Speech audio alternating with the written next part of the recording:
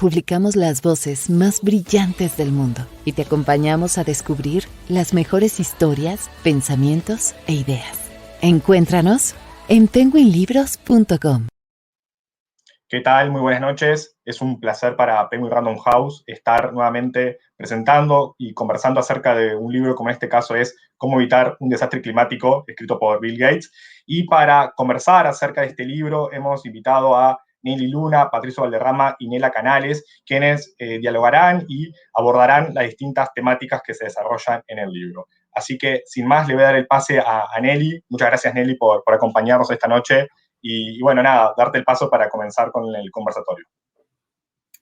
Gracias, Ezequiel. Bueno, buenas noches, bienvenidos a todos. Estoy contenta de acompañar esta conversación con nuestros invitados, sobre todo porque considero que hablar del cambio climático en un contexto, además de crisis políticas en gran parte de nuestros países, en gran parte del mundo, es fundamental en el sentido de que no debe salir de la agenda pública, ¿no? Por el compromiso de los países que forman parte de una serie de protocolos, pero también porque creo que es necesario que los ciudadanos estemos más empapados de lo que esto implica.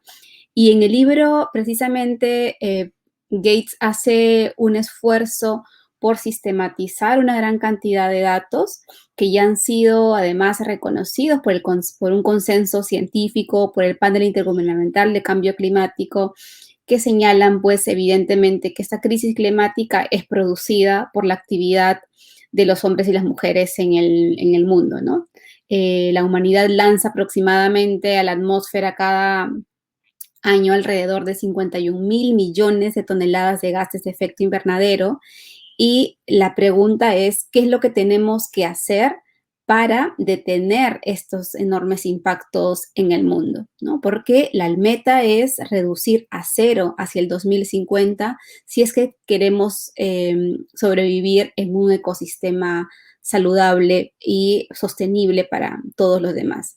Pero una parte importante del libro señala que no basta con reducir la emisión de parte de estos gases que van a la atmósfera, porque necesitamos innovar, pero también necesitamos implementar nuevas tecnologías. Por eso justamente hoy hemos invitado, y gracias también a Random House, por convocar a Patricio Valderrama y a Nela Canales. Patricio es doctor en Ciencias de la Tierra, máster e ingeniero geólogo, especialista en investigación de desastres naturales de origen geológico y climático y experto en determinación de áreas potencialmente peligrosas y vulnerables ante un desastre natural. Nela Canales ha investigado y se ha focalizado en el financiamiento climático a nivel nacional y subnacional en países en desarrollo, y sus intereses de investigación incluyen el financiamiento climático con fines de adaptación, así como políticas y prácticas de adaptación en América Latina. Muchas gracias a los dos por acompañarnos en esta conversación y les planteo primero si cada uno de ustedes nos puede dar su apreciación sobre el libro, sobre lo que sistematiza en datos y también esta suerte de compendios que hace Gates dentro de la publicación sobre las tecnologías que hay o las soluciones tecnológicas que plantean para reducir las emisiones. Comenzamos contigo, si quieres, Nela, por un espacio para que nos puedas dar entre 5 y 7 minutos un comentario sobre el libro. Sí, muchas gracias, Nelly. Yo empecé mirando, tengo una práctica que es que trato de mirar primero también las opiniones de otros para saber con qué me voy a enfrentar cuando empiezo un libro de este tipo. Y vi que había muchos comentarios relacionados sobre cómo Bill Gates hace un enfoque desde la tecnología y cómo la tecnología va a ayudarnos en este proceso de lograr las emisiones netas cero, ¿no? Pero me llevé una buena sorpresa al momento de leer el libro porque veo que sí hay muchas consideraciones relacionadas con temas de decisiones de política y de política a distintos niveles, ¿no? A nivel macro, a nivel meso y a nivel también micro personal, aunque en verdad Bill Gates cree menos un poco en las soluciones que vienen de cada individuo y se enfoca más en decisiones de política a nivel macro y meso, ¿no? Habla mucho sobre la necesidad de actuar de forma regional y de no dejar, por ejemplo, las decisiones en temas de sistemas de energía solamente a unidades muy pequeñas, ¿no? Como a estados en Estados Unidos que deberían de considerar los estados alrededor para lograr la reducción de estas que él llama primas verdes en el libro, ¿no? Que son los sobrecostos de pasarnos a un sistema que es más verde. Entonces, creo que si bien es cierto, él confiesa y es como muy cándido en decir de que él prefiere las soluciones tecnológicas, sí hace mención a varios temas que están muy vinculados con temas de decisiones de política pública que son muy importantes, ¿no? Uno de ellos, por ejemplo, él dice, bueno, uno de los capítulos es sobre el transporte, ¿no? Cómo nos movilizamos y la necesidad de masificar el uso de vehículos privados en base a electricidad. Y lo que termina diciendo en algún momento, como una cosa anecdótica, pero que es súper importante, por ejemplo, desde política pública, es que él dice, ay, pues el problema es la prima verde, ¿no? Entonces, si la gasolina es muy cara, entonces reduces la prima verde de la alternativa de tener un auto eléctrico y, por ejemplo, dice, ¿no? En Europa, esta prima verde ya se ha reducido a cero.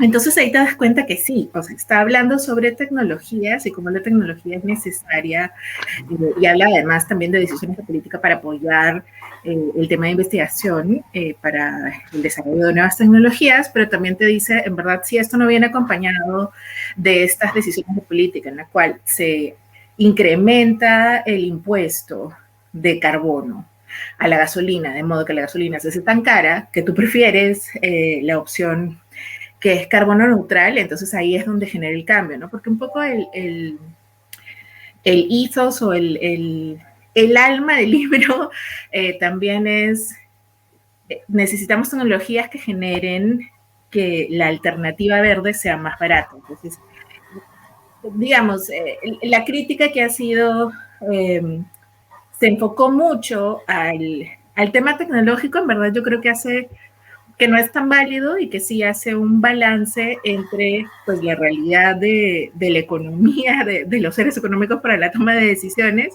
pero que al mismo tiempo resalta en muchos temas, o tal vez este es mi sesgo personal, de que para mí esos son los puntos que yo he resaltado, que sí tienen un vínculo específico con decisiones de política pública. Entonces, al final, uno se da cuenta que esos van de la mano. E incluso, si uno piensa en el título del libro, pues el título del libro es cómo evitar un desastre climático, pero todo está relacionado con lograr estas emisiones neta cero, ¿no?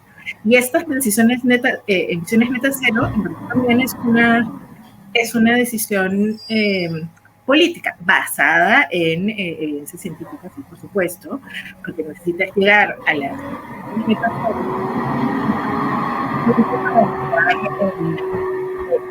la meta de solamente calentar el planeta por 1.5 grados centígrados. Entonces, ahí hay una combinación que me parece que es mucho más interesante de lo que yo esperaba, ¿no? Y me alegro mucho encontrar esa conexión más clara entre desarrollo de tecnología, decisiones económicas que requieren abaratamiento de estas tecnologías para que la gente pueda tomar decisiones y que también es muy importante el rol de la política pública en generar incentivos para que esto realmente suceda, tanto por la reducción de costos como por el desarrollo de la tecnología.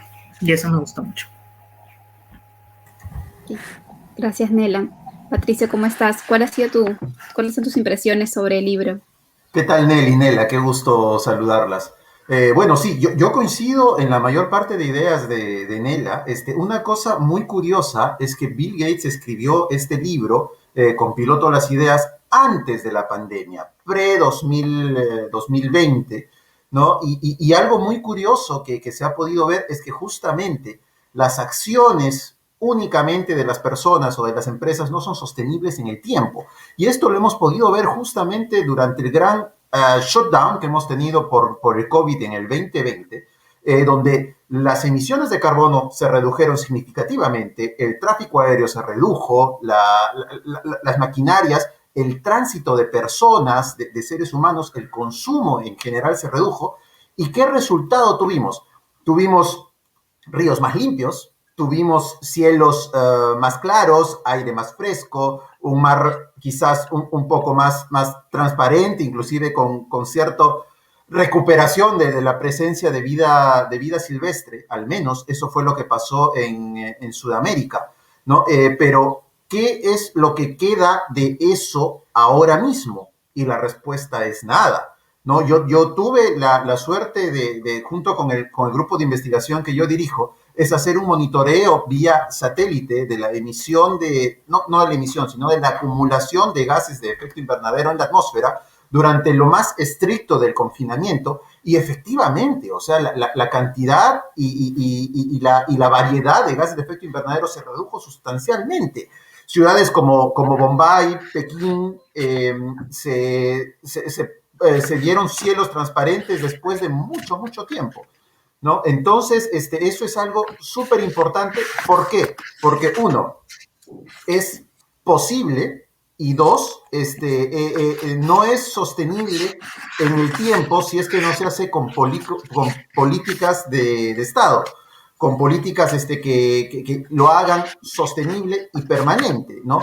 Es por eso que Bill Gates en este libro comienza a confiar mucho más en la tecnología. ¿Por qué? Porque la tecnología no se queda estática, la tecnología inicia en un punto y avanza siempre hacia adelante, lo cual es súper interesante.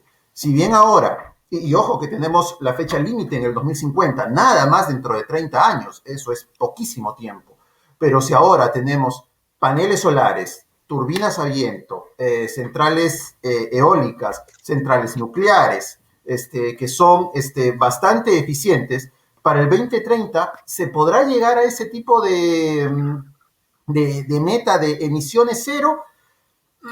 Vale la pena soñar, es un poco más difícil, pero ojalá que lleguemos, ¿no? Y creo que este libro y esta visión para adelante puede ser una guía para el inicio, tanto para los grandes, no sé, emporios empresariales, las grandes naciones, como las pequeñas, como los países del tercer mundo, los países en vía de desarrollo, que también tienen que contribuir, pero de manera sostenida en el tiempo para que esto funcione. Gracias, Patricia. Una de las cosas que a mí también me sorprende mucho de Gates, no sé si a ustedes, es esa amor por la tecnología, ¿no? Entonces, él es muy optimista de que la tecnología en sí misma puede resolver gran parte de los problemas, en este caso como la crisis climática.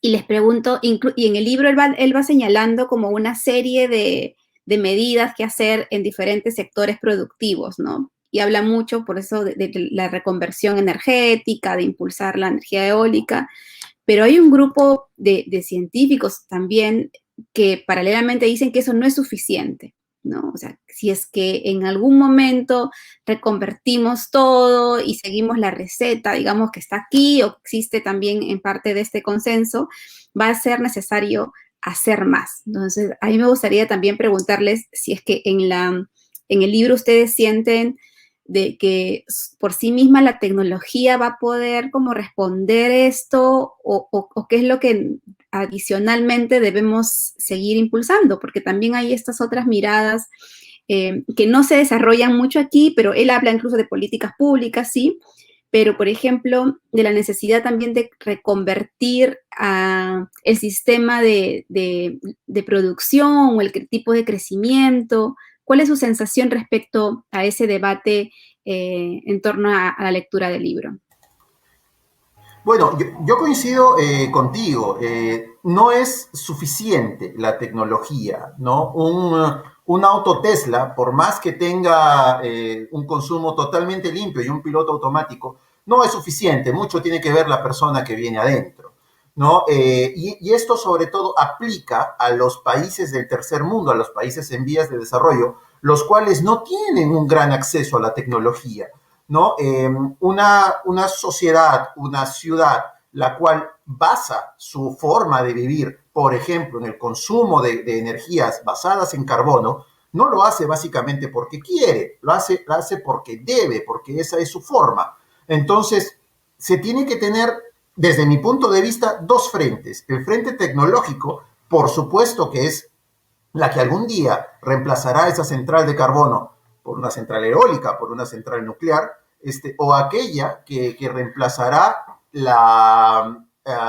el consumo y las técnicas con las cuales viven y se desarrollan, ¿no? Hay que también comenzar a cambiar la mentalidad. Estamos a 3 generaciones de distancia, quiere decir que los niños que nazcan ahora pueden tener 20 años cuando estas soluciones comiencen a verse efecto. Entonces, yo creo que es posible tanto el efecto social, político, todo esto apoyado en el avance tecnológico.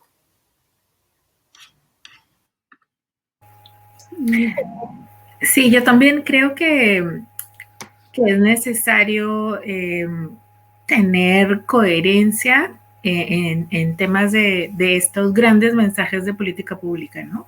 Algo que se menciona muy poco por el momento en el cual se lanza el libro, pero que forma parte de todo el marco es el tema del COVID, ¿no? Entonces, más o menos a finales del 2020, en el Stockholm Environment Institute, que es donde yo trabajo, lanzaron con otras organizaciones, lanzaron un reporte que se llama el Production Gap Report, en donde ellos también analizan dentro del reporte de este año cómo está afectando o cuál es la predicción de los paquetes de recuperación económica post-COVID. Y una de las cosas súper importantes que ellos mencionan es que en los paquetes de recuperación se está retrocediendo los últimos 20 años en temas de dejar de producir combustibles fósiles. Entonces, esto es un claro ejemplo de cómo, por un lado, nos comprometimos, pues el mundo se comprometió en París a hacer, pues a lograr esta meta. Supuestamente se tiene toda la intención política de hacerlo, llega una crisis y con el afán de hacer una recuperación económica frente a una crisis de salud, se retrocede en otros aspectos de desarrollo. Entonces, es necesario tener coherencia de política pública a nivel macro para justamente no retroceder cualquier avance que la tecnología, que la política a nivel local, que las nuevas formas de consumo, ¿no? Nos ayudan a avanzar y luego viene la política macro y nos hace retroceder 20 años. O sea, eso no puede ser. Necesitamos ser coherentes y tener esta coherencia siempre presente al momento de generar política pública macro, ¿no?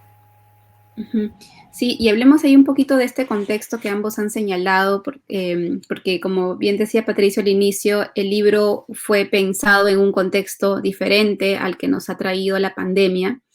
Y una de las consecuencias inmediatas también a nivel político fue sin duda los acuerdos en torno a París, las discusiones en torno a las cumbres climáticas, y esto ya no está como en la agenda primordial de los principales países, además emisores, ¿no? de gases de efecto invernadero. En ese contexto, por ejemplo, ¿cómo ven ustedes discutir de estos temas, teniendo en cuenta, bueno, ahora Estados Unidos tiene un nuevo gobierno, en China también hay algún tipo de esfuerzo, pero el debate, la agenda global en este momento es cómo reactivamos la economía, ¿no? Entonces, en un contexto de reactivación económica, ¿cuál creen ustedes cómo incluir tal vez en la discusión, aparte de la agenda que plantea el libro, o incluso ya la discusión más abierta de estos compromisos que los diferentes países habían asumido en París? Yo creo que es importante asumir este tema de cambio climático no como una cosa ambiental, sino es un tema realmente de supervivencia, ¿no? O sea, si en el 2050 llegamos a los 4 grados, esto va a significar que todas estas predicciones sobre tormentas mucho más fuertes y más huracanes más frecuentes, días calurosos mucho más frecuentes, o sea, todas estas predicciones que tenemos con los ciertos grados de incertidumbre que puedan existir, todo eso se va a materializar. Y ya hemos visto que esto ya no solamente pasa en los países pequeños, que no emiten tantas emisiones de gases de efecto invernadero, sino que también estos efectos ya se están sintiendo en estos países que son los grandes responsables históricos, ¿no? Del cambio climático. Y podemos mencionar algunos ejemplos como pues Katrina, los incendios forestales del año pasado, o sea, incluso aquí en Suecia hubieron incendios forestales el año pasado que nunca se ha escuchado acá, es una cosa pero completamente inesperada. Entonces yo creo que eso también está de alguna forma ayudando a poder entender el tema, que el tema del cambio climático no es solamente para los loquitos ambientales, ¿no? Sino que en verdad es un tema de supervivencia y que también afecta directamente la economía de nuestros países. Totalmente de acuerdo con Nela, ¿no? Este tema, ¿y cuál es, qué está diciendo aquí abajo? ¿No? Desastre climático, está utilizando la palabra desastre, ¿no? No es un tema de más calor o un poquito más de frío o una lluvia, no, estamos hablando de eventos de categoría de desastre. En Sudamérica lo tenemos muy claro, ¿no? Año a año se bate el récord de cantidad de incendios existentes en la cuenca amazónica. La cuenca amazónica, todo el mundo lo sabe, es el que produce la mayor parte de oxígeno que todos respiramos, ¿no es cierto? Entonces, esta cantidad de incendios ocurren tanto por la expansión humana como por fenómenos naturales, pero una vez que ocurren son imparables, ¿no? Y cada año se está rompiendo el récord. El año 2015 fue el año más caliente jamás registrado. Nunca antes se había tenido un registro. El 16 rompió la meta, el 17 también, el 18 también. Entonces, estamos rompiendo récords de récords de récords, ¿no? Entonces, este tema, en el contexto de la reactivación, se tiene que ver no solamente como un tema primordial, sino como un tema existencial. Si seguimos con esta tendencia tan positiva en temperatura, y con positiva me refiero a incremento, mucho más calor, mucho más frío. Ahorita estoy en Boston, estamos en el mes de junio y estamos por encima de los 30 grados Celsius, ¿no? Estas temperaturas generalmente se daban en agosto, ¿no? Entonces, cada vez veranos más intensos, cada vez inviernos más fríos, ¿no? Una variación anómala de la temperatura del Océano Pacífico puede desencadenar fenómenos del Niño o de la Niña cada vez más extremos, tal como lo estamos viviendo. Entonces, esto es muy importante, la reactivación económica. ¿Por qué? Porque esta pandemia, bien que mal, ya pasó, ya estamos en la cola del problema, ya estamos casi saliendo. Bueno, lamentablemente, en nuestros países en Sudamérica todavía estamos ahí pujando, pero por ejemplo, aquí en Estados Unidos ya ni siquiera es necesario el uso de las mascarillas. ¿Por qué? Por la enorme difusión de las vacunas. A nuestros países están llegando las vacunas y ya se comienza a ver los efectos. Entonces, la pandemia ya está pasando. Estos temas son los que van a comenzar a volver a la palestra para el 2021, 2022, y todavía falta tiempo y sobre todo muchas cosas por hacer que tenemos que implementar en un contexto ya de supervivencia al desastre del cambio climático, ¿no? Ya, yo creo que adaptabilidad, aceptación, actuación frente a, yo creo que ese término ya está un poquito desfasado, sobre todo ahora, post pandemia, ¿no? Tenemos que prepararnos para sobrevivir o anticipar el desastre. Sí, una de las cosas que está asociada también a esta discusión, no está muy ampliamente desarrollado, pero es interesante además que lo diga Bill Gates, que está además considerado como por la cantidad de empresas asociadas a él, como probablemente uno de los que más emisiones genera, y por eso me pareció interesante que esta reflexión esté incluida dentro del libro. Y él menciona sobre el tema de qué hacer en medio de este contexto y este debate para reducir el consumo de energía, ¿no? Porque siempre hablamos de, claro, reducir las emisiones para llegar a cero al 2050, pero el asunto es cómo se transforma eso, ¿no? Una forma es modificando la matriz energética, probablemente, pero también está asociado a la demanda de energía, ¿no? O sea, y al consumo.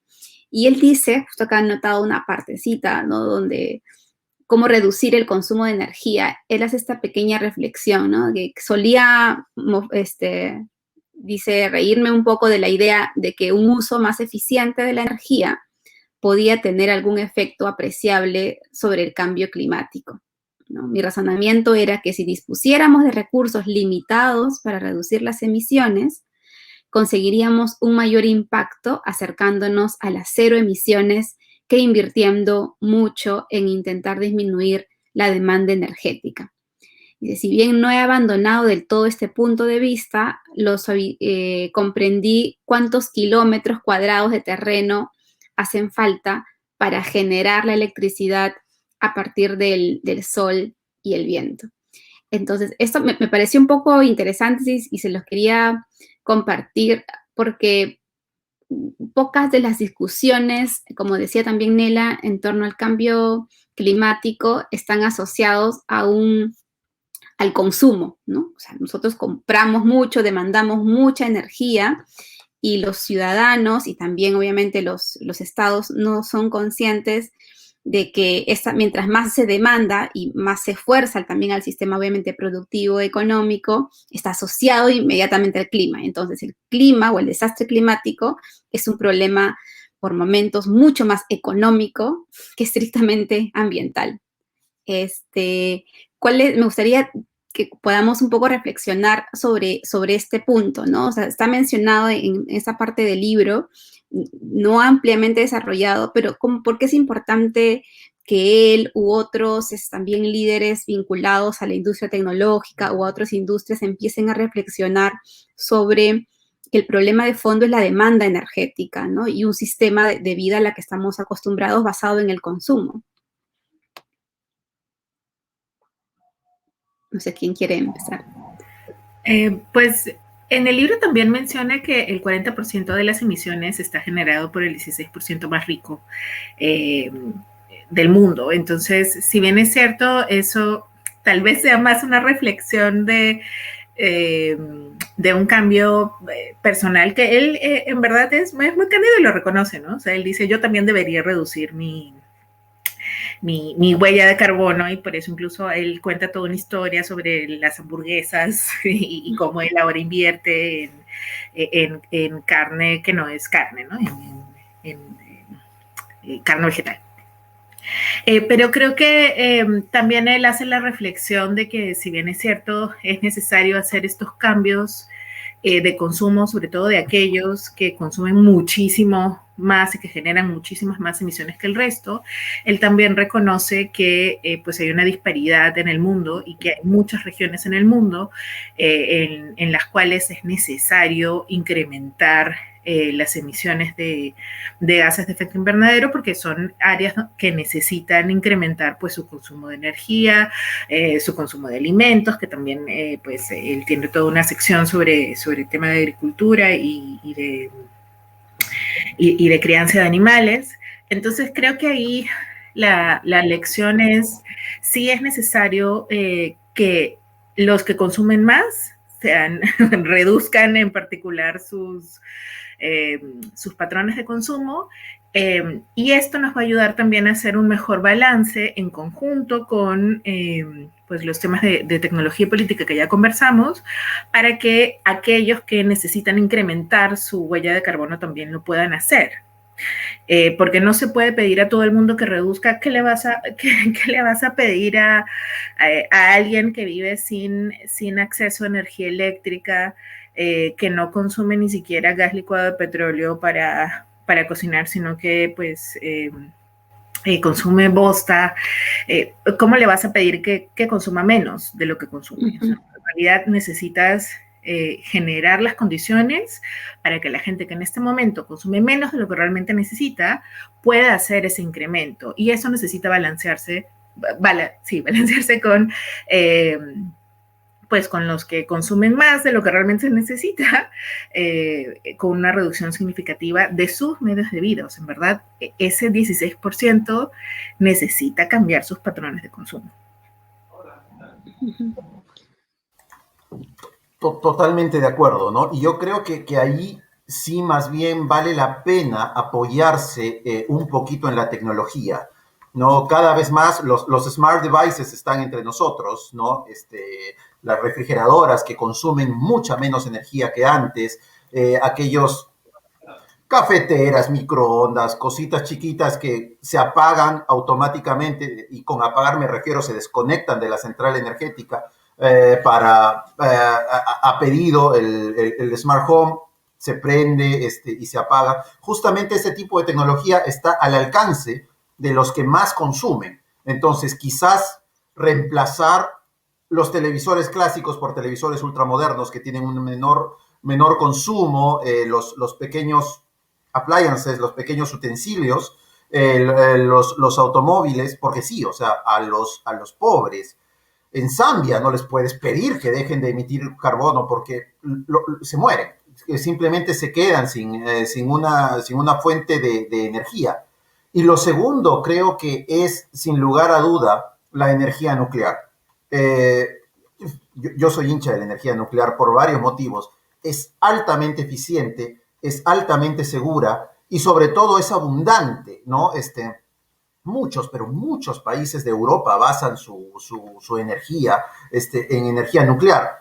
Más allá de los dos grandes desastres que hemos tenido, se tiene varias décadas de uso responsable de eso y sobre todo es totalmente limpia y abundante. Yo creo que cambiando ese tipo de consumo, de generación de energía por una energía ultra limpia como la que es la nuclear, en los países en los cuales, por supuesto, esté disponible y esté accesible y sea útil ponerla, ¿no? Y reduciendo la cantidad, la calidad y los hábitos de consumo de ese 16% que es el gran emisor, yo creo que se podría llegar a un buen cambio en menos de una década. El asunto es cómo creen que se puede hacer. Ahí me escapo un poco más del libro porque soy esa parte pero sí me gustaría escucharlos. ¿Creen que es viable esto que dices, por ejemplo, Patricio, o cuáles deberían ser esos siguientes pasos para poder equiparar un poco esto que ambos plantean, ¿no? De que hay un 16% que está consumiendo demasiado, y hay otro gran porcentaje, obviamente, en países en vías de desarrollo o incluso en otros territorios dentro del planeta que todavía tienen mucha huella de carbono por hacer por la enorme desigualdad.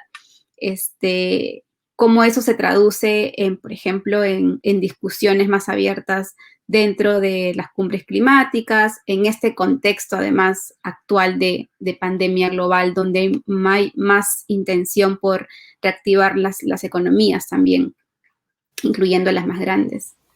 Yo creo que a eso se tiene que llegar justamente con el acceso a la tecnología, ¿no? Esta pandemia nos ha mostrado hemos descubierto vacunas en un año calendario. Eso es un logro enorme y un gran salto tecnológico y de confianza para todos nosotros.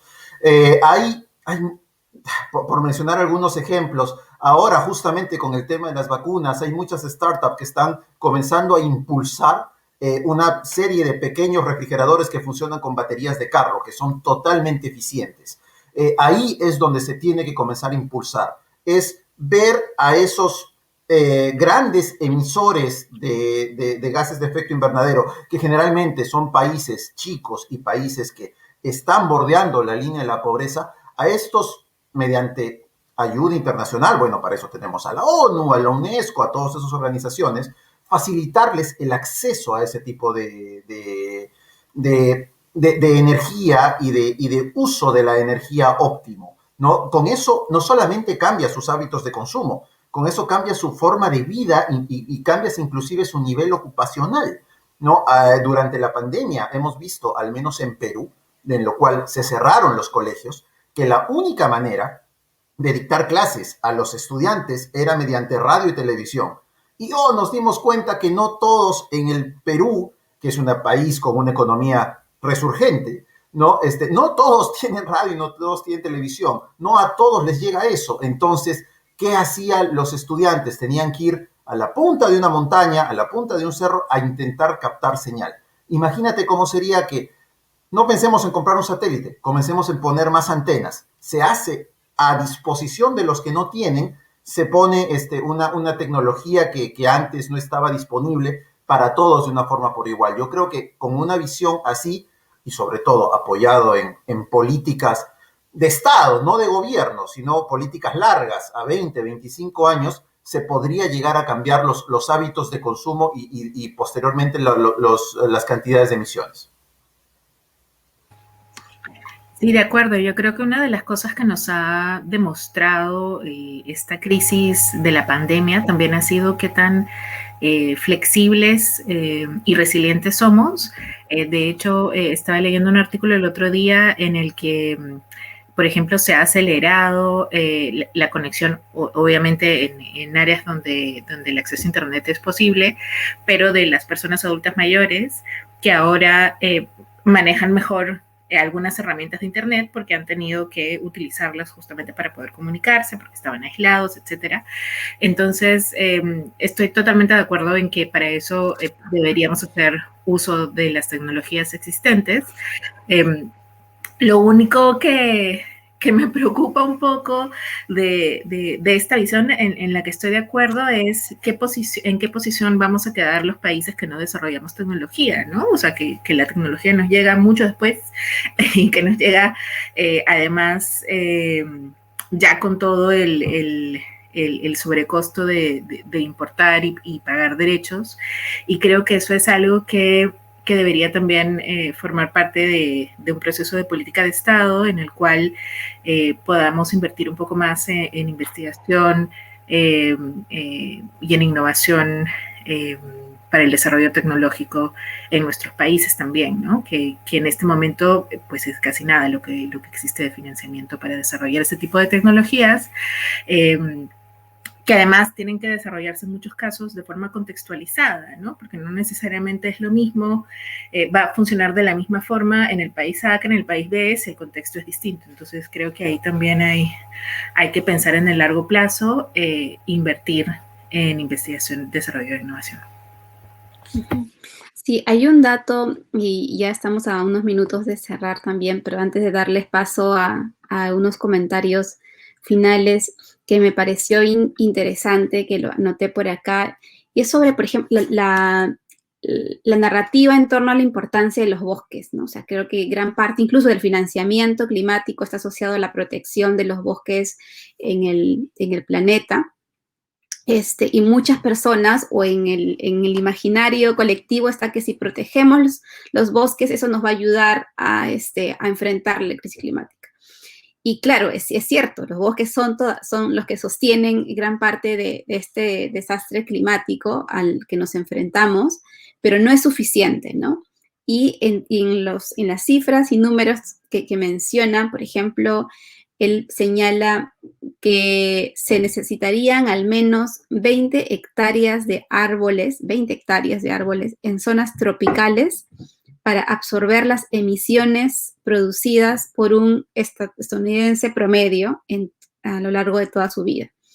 Si multiplicamos esa cifra por toda la población de Estados Unidos, salen alrededor de 6.400 millones de hectáreas, ¿no? 64 millones de kilómetros cuadrados, que es lo que se necesitaría, o sea, casi la mitad de la superficie de la masa continental del planeta, para absorber lo que se genera un ciudadano estadounidense promedio, menciona él en el libro, ¿no? Y ese dato yo no lo conocía, pero me pareció un poco aterrador también, porque sí es necesario que estas discusiones en torno al desastre climático vayan más allá, como hemos estado hablando, de la protección de los bosques, sino también involucren otras aristas como las soluciones tecnológicas para convertir la matriz energética y otros cambios de conducta en ese 16% que hablaba Nela, que pueden consumir más, están consumiendo y generando la mayor cantidad de emisiones de gases de efecto invernadero. Entonces, con este dato yo los invito a dar unos 5 minutos, tal vez, o unos minutos breves de comentarios finales para no terminar con esos datos tan pesimistas que dije, pero cuál es la mirada tal vez que ustedes tienen desde la tecnología, desde las políticas públicas, incluso de las discusiones, Nela, que se vienen en adelante en las siguientes cumbres, con nuevos rostros, además en Estados Unidos, que están replanteando la agenda que había afectado la anterior gestión de Trump. Sí, yo creo que en general en la conservación de bosques es súper importante. Una de las lecciones de este capítulo sobre bosques es la diferencia entre plantar árboles y conservar los bosques ya existentes. Y el énfasis que hace Bill Gates en el libro es, pues en verdad, plantar árboles está bien, pero no es suficiente. Si realmente quieres hacer algo, lo mejor que puedes hacer es dejar el árbol que ya está, ¿no? O sea, ese no lo tales. Y creo que esa no es, si bien es cierto, no nos lo va a solucionar a nivel global. Creo que sí son temas súper importantes para países tropicales en donde la gran mayoría de las emisiones en este momento siguen siendo por deforestación. Entonces, si bien es cierto, a nivel global, eso ya no sucede, es porque ellos ya hace muchos años se talaron todos sus bosques. Entonces, pues hay un proceso histórico que es un poco distinto y que es necesario abordar de forma diferenciada, ¿no? Entre los países que tienen bosques, los que no tienen bosques, los países desarrollados, los que no, los que tienen una matriz energética limpia, los que no. Y por eso es que es súper importante que los países participen de estos procesos de negociación. Por lo cual fue muy triste que el año pasado, entonces supuestamente iban a haber muchos avances relacionados con las negociaciones climáticas, pues se tuvo que cancelar el evento, y este año todavía no se sabe si va a ser en persona, si va a ser en parte en línea, y cómo eso en verdad va a afectar el proceso de negociaciones, que son en verdad procesos bastante complicados, porque justamente existen muchas diferencias al momento de implementar medidas, porque los contextos son distintos, tanto históricamente como actuales. Entonces, pues nada, estamos en un escenario nunca antes visto, donde las negociaciones en este momento, porque la COP, que es la cumbre, digamos, a final de año, es, pues ahí ya la gente llega con algunas medidas y con algunas decisiones políticas que se han venido trabajando durante el año. Entonces, en este momento, por ejemplo, las negociaciones se están dando y se están dando en parte en línea. ¿Cómo afecta eso el proceso de la negociación? Es algo que también hay que mirar de cerca, porque no tiene precedentes, ¿no? Entonces, habría que ver siempre cuáles son las medidas que nos convienen de acuerdo al contexto, tanto histórico como actual. Esa sería mi reflexión final. Gracias, Nela. Patricio. Gracias. Sí, yo creo que la palabra desastre climático es gigantesca y envuelve muchas cosas en sí misma. Está la crisis del agua, están por supuesto crisis sanitarias nuevas, están nuevas enfermedades, está la falta de recursos, está la pérdida de terrenos, zonas que eran fácilmente habitables, ahora ya no lo son. Por ejemplo, algunos sectores de Florida que se inundan cada vez más todos los años. Y es por eso que todos tenemos que poner la mano. No importa si estás en Bolivia, estás en Perú, estás en Europa, estás en Norteamérica, inclusive en la Antártida. Este es nuestro único planeta realmente hasta ahora. No nos podemos ir a vivir en grupo a ningún otro sitio. ¿Qué podemos hacer ahora mismo para comenzar a actuar ya? ¿No? Cambiar un poquito nuestros hábitos de consumo, ¿no? Si no es necesario utilizar gran cantidad de energía eléctrica, no la uses, ya que la que tú no la usas la va a usar otra persona, quizás tu vecino, quizás la persona de al frente, ¿no? Y sobre todo, comencemos a pensar bien en nuestros dirigentes, en nuestros gobernantes. Son ellos los que al final tienen que canalizar nuestra voz, canalizar nuestra protesta, nuestros deseos sobre el tema del cambio climático. A mí me parece fabuloso que estamos teniendo esta conversación, porque todas las personas que nos están viendo están comenzando a pensar y están continuando esta línea. Tenemos que comenzar a cada vez más tener políticas públicas, políticas de Estado, para enfrentar el desastre climático, ¿no? Lluvias extremas, bajas temperaturas extremas, inundaciones donde antes no la había, y todos estos temas, plagas, migración de especies, todo eso está involucrado. Entonces se tiene que ver desde un punto de vista multiprofesional, desde varios ángulos, y sobre todo con el apoyo de la tecnología, como ya lo hemos podido ver, ¿no? Pero al final todo se trata en la decisión de cada uno, cómo impulsamos nosotros nuestro propio carrito y cómo exigimos a nuestras autoridades que los hagan, ¿no? Eso es muy importante, y esto es lo que tenemos que hacer, no solamente nosotros, sino las generaciones que vienen. Gracias, Patricio. Y sí, bueno, para cerrar esta conversación, quiero agradecer la presencia de ambos y sus reflexiones.